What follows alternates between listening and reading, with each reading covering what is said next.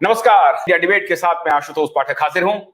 दोस्तों, आज हम अदालत और आपके अधिकार की चर्चा करेंगे, बात करेंगे। और आज का मुद्दा बेहद महत्वपूर्ण है। यह मुद्दा आम आदमी से जुड़ा हुआ है, आपकी स्वतंत्रता से जुड़ा हुआ है, आपको जो कुछ अधिकार कानून सम्मत मिले हुए हैं उससे जुड़ा हुआ है, और अदालत की सीमा से जुड़ा हुआ है। क्या अदालत सर्वशक्तिमान है? क्या अदालत को जो मन में आएगा वो फैसला कर लेगा? नहीं, ऐसा नहीं है।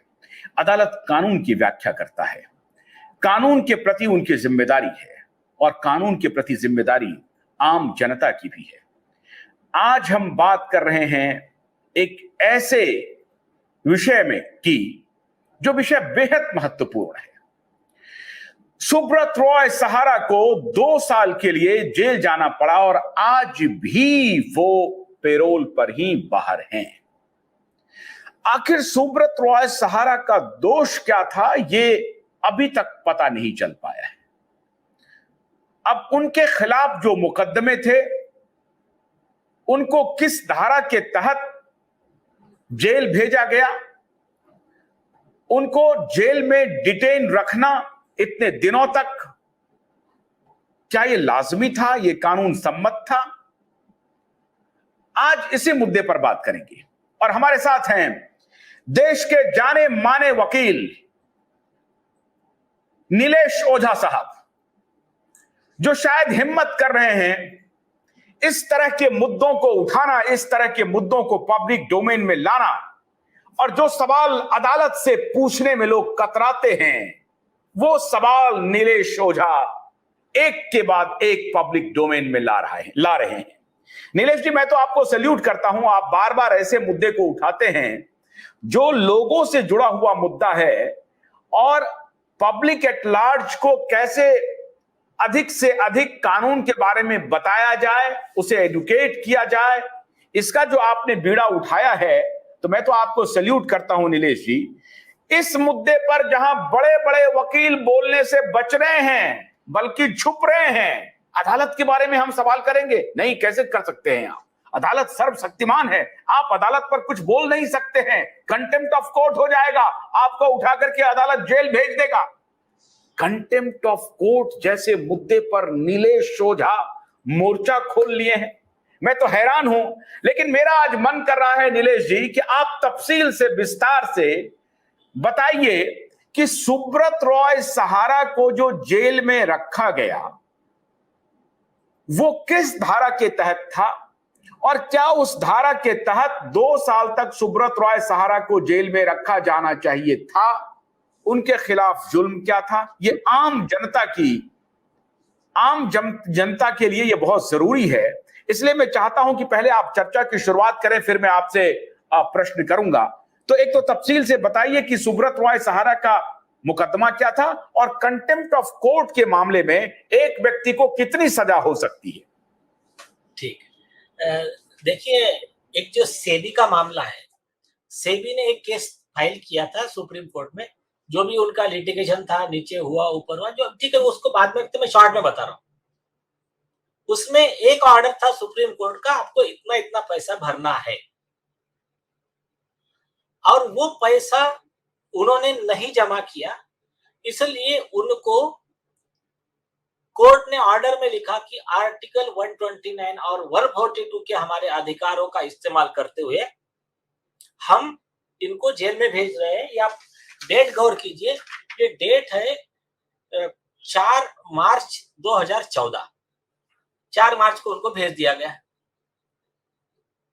अभी ये आर्टिकल 129 और 142 दोनों क्या कहते हैं? ये कहते हैं सुप्रीम कोर्ट का power to punish for their contempt. ये सिर्फ पावर के बारे में बात करते हैं, उसमें कोई प्रोसीजर वगैरह नहीं है।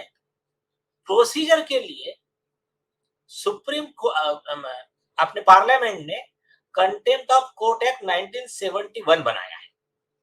उसमें प्रोसीजर दी गई है कि ये पावर आपको इस्तेमाल कैसे करना है। जैसा कोई आदमी, अभी सब लोग पीआईएल लेके फाइल करते हैं। पीआईएल कौन से आर्टिकल में फाइल करते हैं? 32 में सुप्रीम कोर्ट, 226, 227 में रीट जो जाती है हाई कोर्ट में।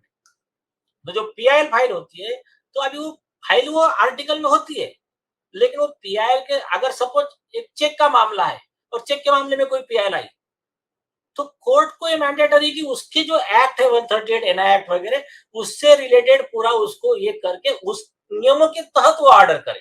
फॉर एग्जांपल, और एक सिंपल बात बताता हूं मैं आपको, अगर ये पीआईएल फाइल हो गई, एक पिटिशन फाइल हो गई कि ये टाइप के ऐसे ऐसे जो गलत एफआईआर है वो सब खारिज किए जाए, तो एफआईआर के लिए जो सेक्शंस लागू होते हैं, जैसे आईपीसी के सेक्शन, सीआरपीसी के सेक्शन, तो उस एक्ट के दायरे में रहकर सुप्रीम कोर्ट को निर्णय देना है कि ये सही है या गलत है। इसका शॉर्ट बता रहा हूं। अब ये हो गया बेसिक मुद्दा।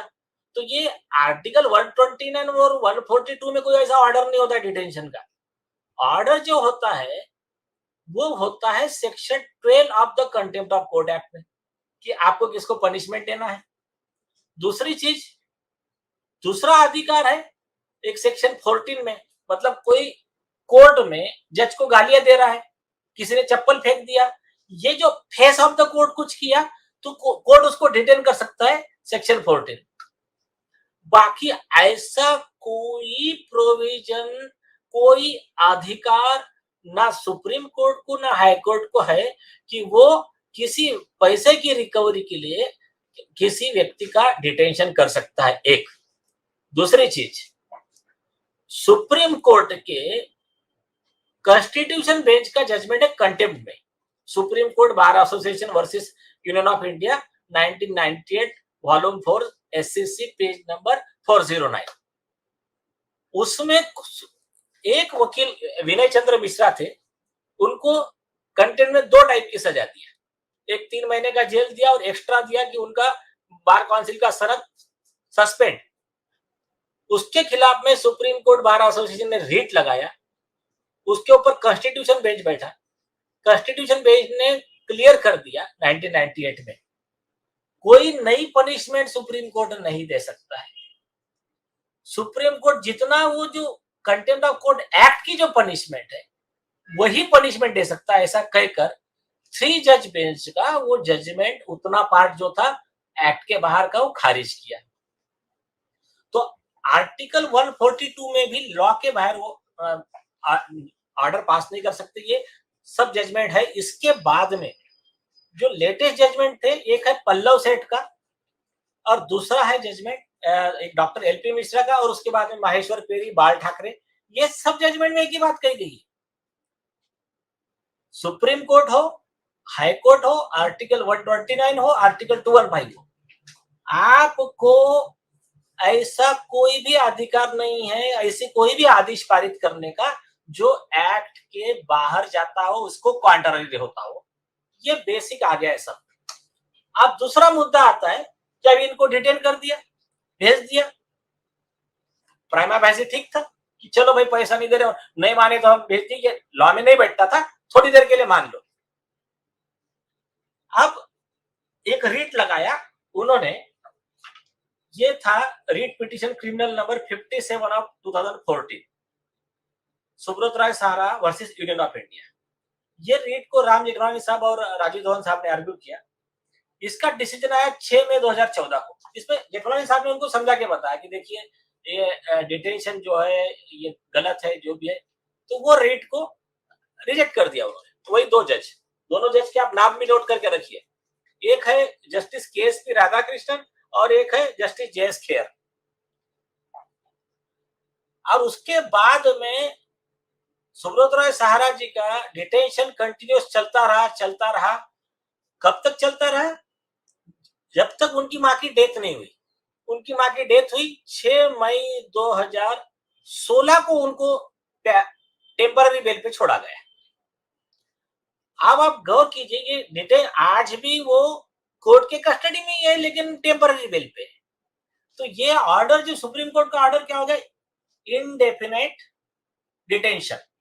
और ये बात उन्होंने जस्टिस खेर साहब के जजमेंट में पैरा 21 में लिखा है कि this court has unlimited power. ये दो जज बेंच ने लिख दिया।